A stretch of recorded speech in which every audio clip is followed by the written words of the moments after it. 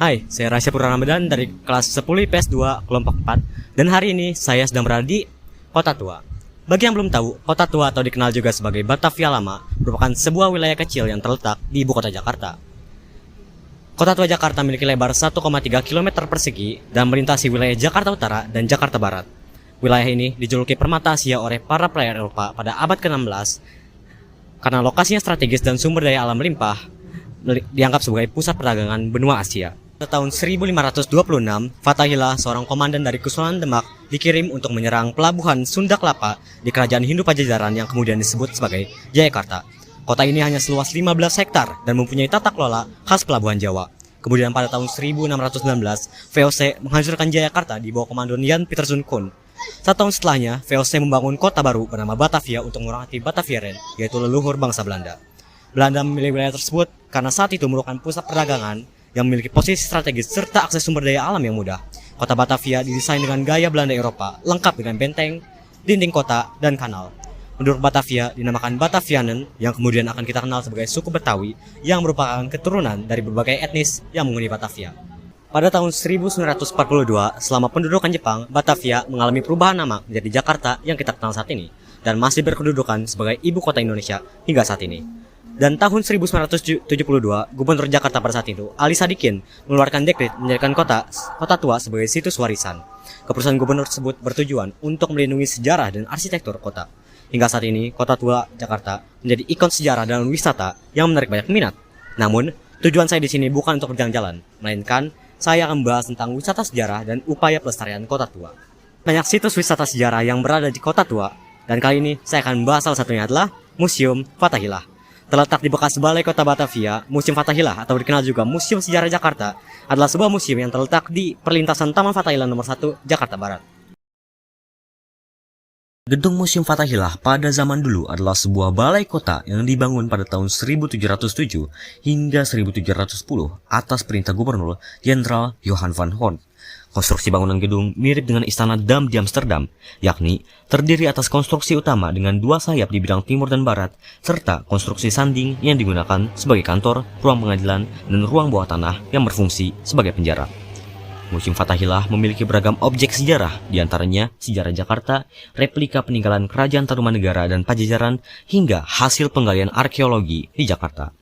Museum ini menampilkan beragam mebel antik dari abad ke-17 hingga abad ke-19. Mebel tersebut merupakan perpaduan dari gaya Eropa, Cina, dan Indonesia. Terdapat juga beberapa aci keramik, gerabah, dan batu prasasti. Koleksi tersebut tersebar dalam berbagai ruang sesuai dengan isinya, seperti ruang prasejarah Jakarta, ruang Tarumanegara, ruang Jayakarta, ruang Fathahillah, ruang Sultan Agung, dan ruang MH Tamrin.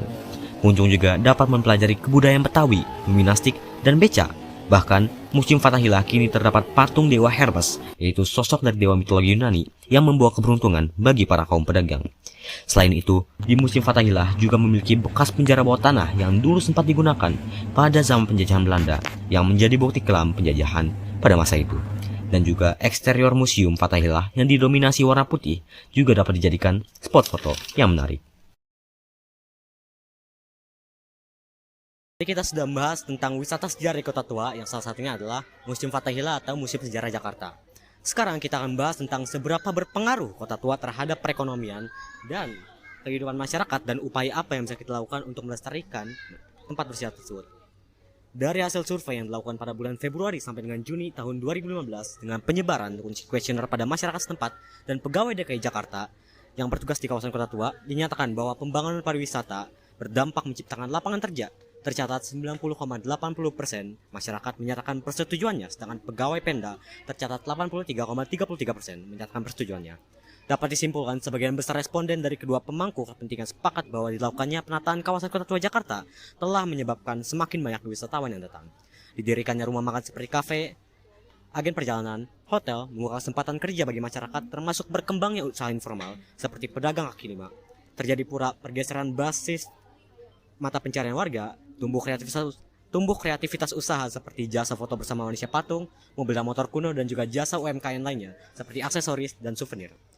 Kawasan Kota Tua Jakarta masih menjadi destinasi liburan favorit dalam mengisi periode hari libur. Kepala Unit Pengelola Kawasan Kota Tua, Dedi Tarmizi, mengungkapkan, selama libur Lebaran 2022, jumlah pengunjung harian selalu di atas 10.000. Nah, lalu bagaimana upaya kita untuk melestarikan tempat yang bersejarah ini? Preservasi kawasan merupakan salah satu upaya untuk mempertahankan warisan fisik budaya masa silam yang bernilai sejarah dan estetis. Kegiatan ini sangat menonjol pada kawasan-kawasan pusat Kota Tua hingga akhirnya pada tahun 1972 Ali Sadikin, Gubernur Kota Jakarta pada saat itu, memutuskan untuk menjadikan Kota Tua sebagai situs warisan sejarah untuk melindungi arsitektur dan sejarah yang terkandung di Kota Tua. Nah, sekarang sudah saatnya untuk sesi wawancara. Mari kita tanya beberapa petugas dan juga pedagang di sini tentang opini mereka terhadap upaya pelestarian Kota Tua. Let's go. Kalau menurut Bapak ada nggak sih upaya yang bisa dilakukan buat melestarikan wisata Kota Tua ini? Untuk melestarikan? Ya karena kan Kota Tua ini adalah destinasi wisata dan cagar budaya, ya memang harus dilestarikan. Dan sekarang itu setelah revitalisasi kawasan Kota Tua itu semakin bagus, ya kan? Dan banyak bisa dilihat. Mungkin sekarang karena Kota Tua itu mau dijadikan sebagai destinasi wisata nomor 1 di Indonesia. Kalau buat penambahan fasilitas atau yang lainnya itu ada nggak sih Pak? Kalau untuk fasilitas mungkin nggak ada sih Pak. Karena kan ya kawasan ini kan emang dulunya menggunakan tram, karena kan sekarang itu aksesnya itu lebih mudah dijangkau dibandingkan ke tempat yang lain. Ya. Makasih ya Pak. Iya. Makasih ya Pak. Bapak sudah berapa lama di sini? Dari 2011. Dari 2011. Oh, kalau menurut Bapak, berapa sih penghasilan yang Bapak peroleh kira-kira? Ya, kalau Sabtu Minggu tanggal merah kayak hari besar gitu ya, cukup lah. Cukup. Kalau hari biasa gini ya cukup buat sehari-hari. Kalau menurut Bapak, upaya pelestarian apa yang bisa dilakukan untuk Kota Tua ini, Pak? Apa? Upaya pelestarian apa yang bisa dilakukan untuk Kota Tua ini, Pak? Gitu. Biar supaya banyak pengunjungnya gitu, Pak. Ya kalau ini Kota Tua kan kalau destinasi sejarah ya otomatis yang gedung-gedung yang penuh sejarah itu dilestarikan, jangan sampai hilang. Bener sih.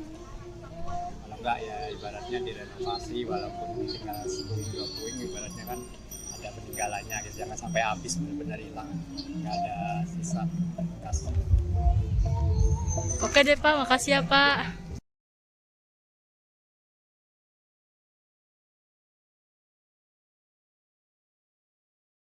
Sudah mencapai di ujung perjalanan kita hari ini. Terima kasih sudah mengikuti perjalanan kami. Sudah banyak sekali hal yang kita lakukan bersama tadi, mulai dari mengunjungi museum dan berkeliling-keliling dalam museum. Dan inilah akhir dari video kami. Kami dari kelompok 4 mohon maaf jika ada salah kata. Kami pamit undur diri. Wassalamualaikum warahmatullahi wabarakatuh.